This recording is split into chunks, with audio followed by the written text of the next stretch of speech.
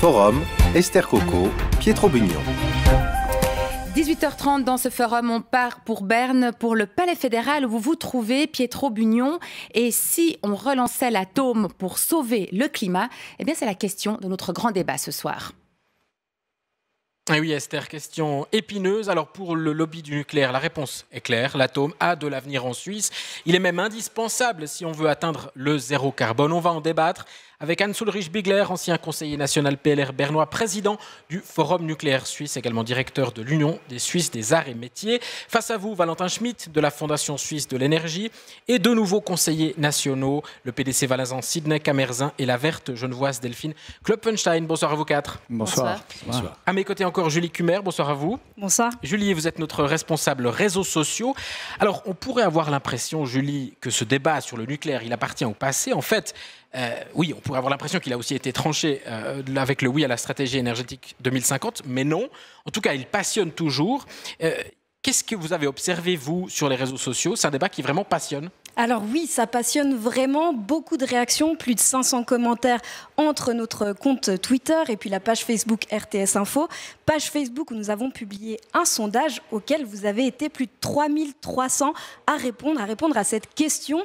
L'idée émerge de relancer la construction de centrales nucléaires en Suisse pour assurer l'approvisionnement d'énergie sans émission de CO2. Est-ce une bonne idée selon vous? Alors, un résultat très partagé, on est presque sur du 50-50. 47% d'entre vous disent que c'est une bonne idée, 53% disent que c'est une mauvaise idée. Et puis vous avez envoyé aussi beaucoup de messages sur notre numéro WhatsApp que je rappelle puisque vous pouvez l'utiliser au cours de ce débat pour réagir. C'est le 079 801 90 00. Et puis parmi ces messages, celui de César qui nous dit « Le nucléaire n'a pas atteint son apogée en termes d'efficience. J'ai l'impression, dit-il, que le nucléaire fait peur à cause de son utilité passée et des erreurs humaines qui ont provoqué quelques catastrophes. À cause de cette mauvaise image, une majorité de Suisses souhaite laisser tomber le nucléaire. C'est une grave erreur, dit encore César. Le nucléaire produit une quantité d'électricité incroyable et presque entièrement verte. » Et on retiendra ce chiffre, une moitié des internautes qui pensent qu'il faut relancer le nucléaire alors que la Suisse s'apprête à fermer sa première centrale nucléaire. Ce sera vendredi, c'est celle de Mühleberg. Hans-Ulrich Bigler, président du Forum nucléaire suisse, expliquez-nous pourquoi, selon vous, le nucléaire, c'est l'avenir. Bon, je pense qu'il faut souligner tout d'abord le fait que la conférence du climat mondial a souligné que le nucléaire est très important pour réduire le CO2. Ils ont même lancé des conférences internationales à Vienne dans l'automne passé. Et même maintenant, la semaine passée à Madrid, on a recommencé la discussion. C'est évident qu'avec le nucléaire, on n'a pas d'émissions CO2 et c'est la raison pour laquelle ça c'est au moins une réflexion qu'il faut faire. Et les centrales actuelles, les 4, qui n'ont pas fermé, qui ne fermeront pas, en tout cas pas dans l'immédiat, on a dit Mühleberg ferme vendredi, qu'est-ce qu'on en fait de ces 4 centrales ? Bon, pour moi, c'est évident qu'il faut continuer à les utiliser. Il est très important qu'on ne mette pas toujours des obstacles dans leur piste parce que comme ça, les prix d'énergie vont augmenter sans gagner plus de sécurité. Valentin Schmitt de la Fondation suisse pour l'énergie, une organisation, on peut le dire, fondamentalement anti-nucléaire. Les exploitants aujourd'hui des centrales actuelles disent on veut aller jusqu'à 60 ans d'exploitation, ça veut dire encore 10 ans par exemple pour Betznau. Pourquoi est-ce que d'après vous c'est problématique ça ? Bon, je pense que c'est problématique parce qu'avec l'exploitation de long terme de ces centrales, on entre dans un champ inconnu. Ces centrales ont été conçues pour une durée de vie de 30 ou 40 ans maximum. Et puis maintenant, on entre dans un domaine où, dans tout le monde entier, il n'y a pas eu une centrale nucléaire qui était exploitée plus que 50 ans. Et on va faire face à des problèmes inconnus, ou comme on l'a vu avec la centrale nucléaire de Betznau 1. Récemment, ils ont investi 700 millions dans la sécurité pour pouvoir continuer l'exploitation. Et tout d'un coup, il y a eu des fissures. On a découvert une sorte de fissure dans la cuve, le cœur du réacteur. Et il faut encore investir beaucoup et à la base, je veux dire, les coûts, ils sont tellement grands qu'il faut mieux les investir dans les énergies renouvelables qui sont beaucoup mieux marché. Anne-Soleil Bigler, une réponse? Bon, pour moi, c'est évident qu'il faut tout faire pour la sécurité des usines. Et puis, c'est assez évident qu'on investit dans la sécurité, quelque chose qu'on a fait déjà pour des années et des années. Moi, je pense, concernant la sécurité, il faut quand même laisser juger les experts, c'est-à-dire les experts de l'ENSI. En plus, on a des peer reviews par les organisations mondiales qui sont complètement indépendants. Et puis, je dois aussi souligner la décision de la votation concernant la stratégie énergétique 2050, parce que là, on a dit on utilise les usines jusqu'à ce qu'ils sont plus sûrs. Alors, matière des experts de sujet. Delphine Klopfenstein, chez les Verts, vous réclamiez-vous, via une autre initiative qui a été refusée, une durée maximale de 45 ans. Aujourd'hui, on parle de 60 ans. Oui, alors 60 ans, c'est long, c'est évidemment déjà un pas dans la bonne direction. Aujourd'hui, les Verts sont très heureux de l'annonce de la fermeture de Mühleberg et on espère que c'est le début d'une série. Pourquoi aujourd'hui il faut arrêter nos centrales? Les centrales suisses, dans un premier temps, elles sont vieilles. Les centrales vieilles sont des centrales à risque, naturellement, et le risque lié au nucléaire est énorme. Ce qu'il faut rappeler aussi dans le débat, c'est la question des déchets nucléaires. César, qui nous posait une question tout à l'heure par Facebook, oublie cet aspect-là, le déchet. Greta Thunberg nous parle à longueur de journée de l'héritage que les générations futures auront de nos pratiques quotidiennes. Pensez un instant, les déchets nucléaires, on ne s'en débarrasse pas comme ça. On peut les envoyer peut-être sur Mars, sur la Lune. Le déchet nucléaire, c'est des millénaires avant qu'il se dégrade. Et cet impact écologique, il est énorme. Aujourd'hui, il faut se détourner du nucléaire. Si on veut sortir du fossile, on doit sortir du nucléaire aussi, parce que nous avons des alternatives. Mais quand, aujourd'hui ? Alors, l'initiative des Verts était très claire, hein, c'était l'horizon 2030. Aujourd'hui, la stratégie énergétique 2050 a fait un pas dans la bonne direction. Les Verts auraient souhaité aller plus loin, mais on est déjà dans le bon sens. Aujourd'hui, il n'est pas question de créer de nouvelles centrales nucléaires. Le peuple l'a dit en 2017, quand il a voté la stratégie énergétique. Il a clairement dit, c'est écrit dans la loi, on ne construira pas de nouvelles centrales nucléaires. Sidney Camerzin, vous êtes PDC valaisan, fervent défenseur de l'hydraulique, notamment. Qu'est-ce que vous dites, vous, face à Delphine Klopfenstein, qui vous dit qu'il faut arrêter aujourd'hui ces centrales parce qu'elles sont dangereuses, si je résume? Bon, je crois que comme l'a dit Madame Klopfenstein, le peuple a décidé en 2017 de renoncer à ces centrales. Alors est-ce qu'elles vont durer 45, 50, 60 ans? Moi, 60 ans, c'est possible? 60 ans pour moi, je ne suis pas un expert vraiment dans la matière, mais je fais aussi confiance aux experts là-dessus. Je crois qu'on est dans une transition énergétique sur plusieurs années, sur plusieurs dizaines d'années, et puis ce n'est pas l'objet de discuter aujourd'hui d'arrêter immédiatement. Je crois qu'elles peuvent servir, ces centrales. On n'a pas aujourd'hui de solution à ces 35% de la production d'électricité qui provient du nucléaire. Il faut prendre acte de la votation populaire. Le peuple a dit à 58% non à la construction de nouvelles centrales, mais utiliser les centrales existantes pour accomplir cette transition, oui, maintenant il faut trouver des solutions au nucléaire, et bien sûr, comme valaisan et comme défenseur des régions de montagne, et bien l'hydraulique pour nous, c'est une piste, le solaire aussi, l'éolien aussi, je pense qu'on va y venir. Julie, une question? On a beaucoup alors d'internautes qui ont réagi justement par rapport aux déchets, et puis il y a aussi cette question d'un de nos auditeurs, quel coût total du kilowattheure électrique nucléaire si on tient compte de l'ensemble, y compris démantèlement et stockage des déchets, auxquels on n'a toujours pas trouvé de solution, quel coût en cas de désastre en Suisse? Anne-Soleil Bigler, vous vantez cette solution du nucléaire comme une réponse aux défis climatiques, mais il y a peut-être des coûts cachés pour les générations futures qu'on n'a pas aujourd'hui identifiés. Bon, ce sont les usines qui investissent et qui financent tous les frais pour les déchets. Le Conseil fédéral a défini une stratégie comment s'en occuper. C'est le NACRA qui en est responsable. Et là, je pense qu'on est sur une bonne piste. Et puis, il faut aussi se rappeler que les déchets nucléaires sont tout d'abord des hôpitaux et des emplacements civils, oui. mais pas des usines nucléaires. Alors, on va parler à 18h40. Nous sommes en direct du Palais fédéral. Des alternatives. Que faire sans ce nucléaire? C'est en tout cas la direction que le peuple suisse a choisie. Valentin Schmitt, à la Fondation de l'énergie, vous avez fait les calculs et pour vous, c'est très clair. La transition énergétique, c'est possible. On peut se passer de ces 35% d'énergie nucléaire. Peut-être pas aujourd'hui, mais en tout cas à moyen terme. Oui, c'est juste. On a regardé quels sont les potentiels des énergies renouvelables en Suisse. Je peux aussi citer l'OFEN, l'Office fédéral de l'énergie, qui vient de publier leur point de vue en disant que le potentiel solaire, par exemple, sur des infrastructures existantes, c'est les toits, des façades, dépasse la consommation annuelle de l'électricité en Suisse. Puis là, c'est juste un taux, je ne vais pas dire les taux, mais s'ajoutent encore des autres infrastructures comme les murs anti-bruit, côté des autoroutes, ou aussi par exemple des barrages. Il y a l'Axpo qui vient de communiquer, qui font un grand projet au Moutsee, lac de Moutz. On veut utiliser le barrage pour y mettre du solaire, ou en Valais.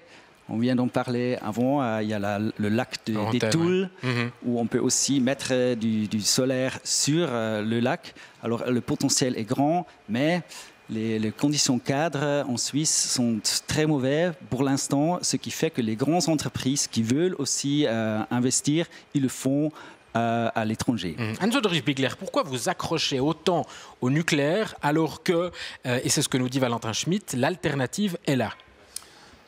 Je n'ai pas un problème avec l'alternative. J'ai soutenu la stratégie énergétique 2050. On est en train de faire la transition.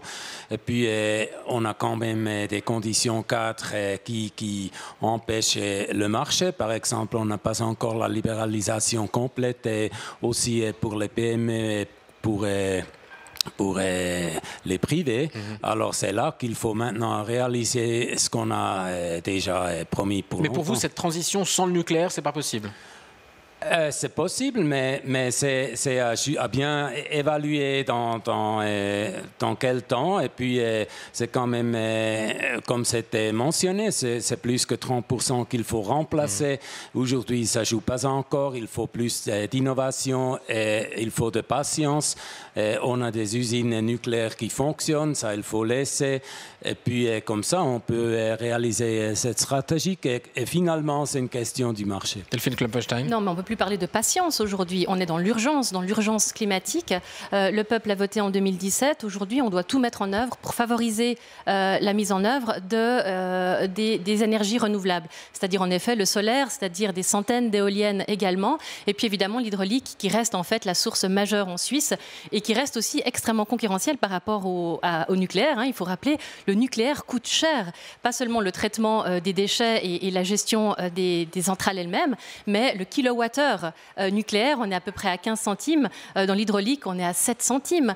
Donc, tout simplement, en termes financiers, si là est aussi la question naturellement, le nucléaire est une énergie extrêmement chère. Donc, de ce point de vue-là, déjà, ça vaut la peine d'investir ailleurs.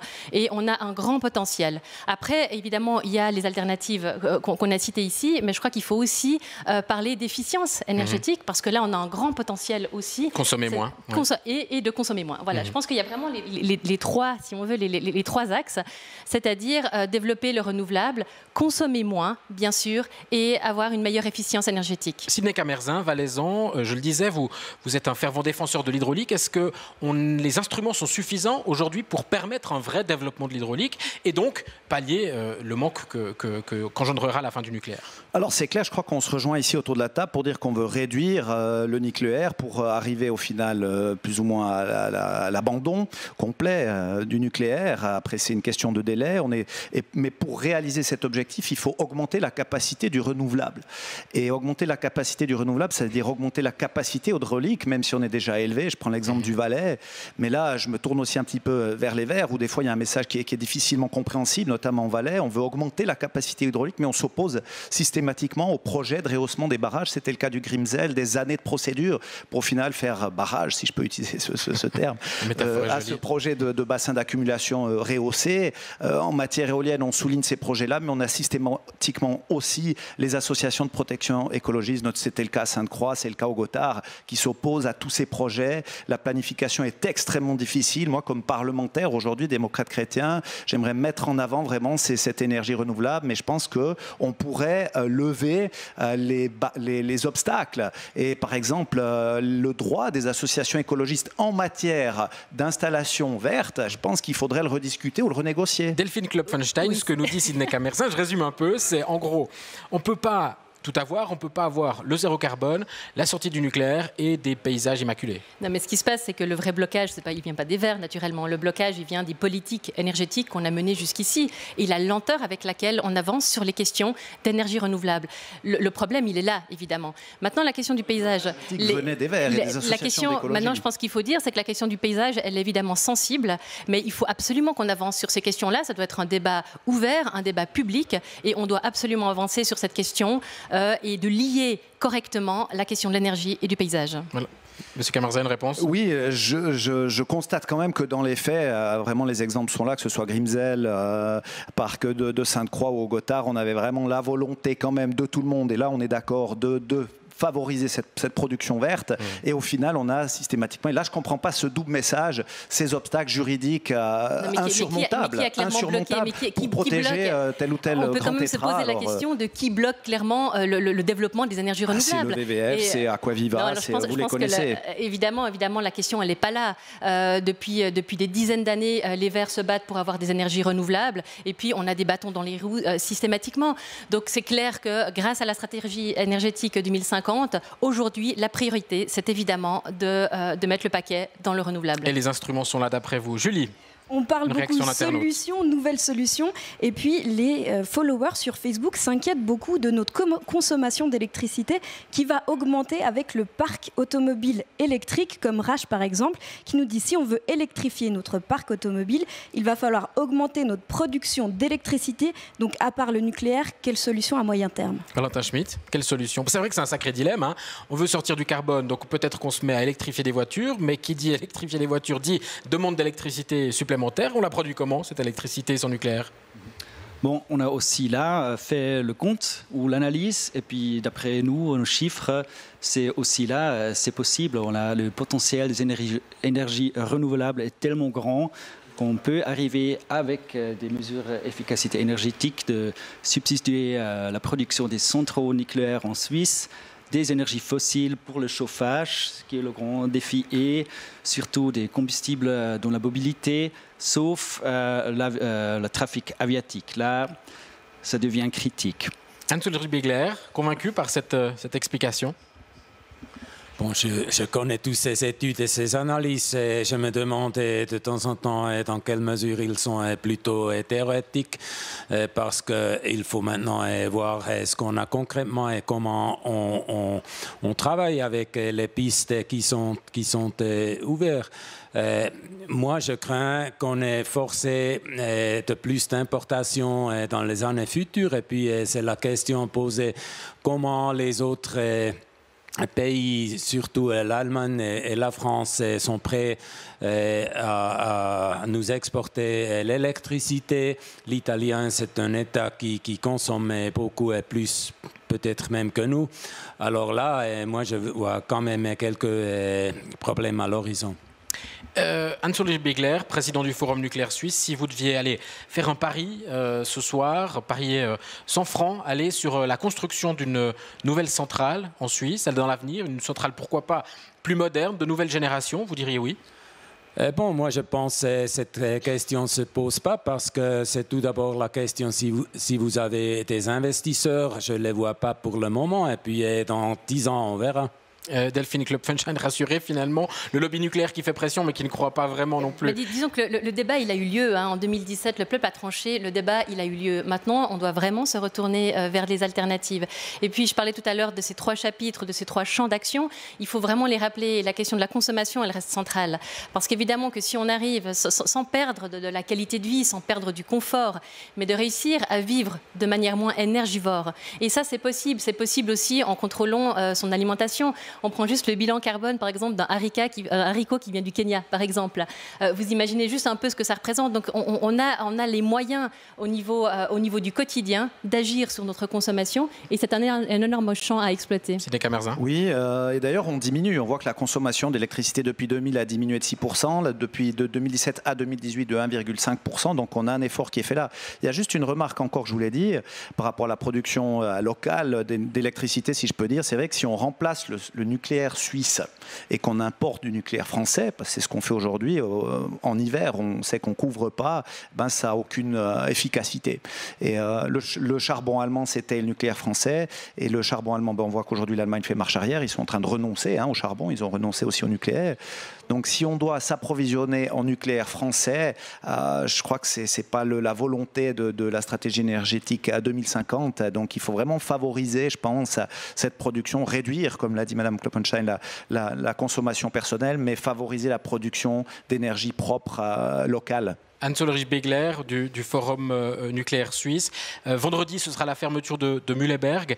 Vous imaginez, vous, une fermeture dans ces 5 prochaines années des autres centrales, des autres 4 réacteurs en Suisse?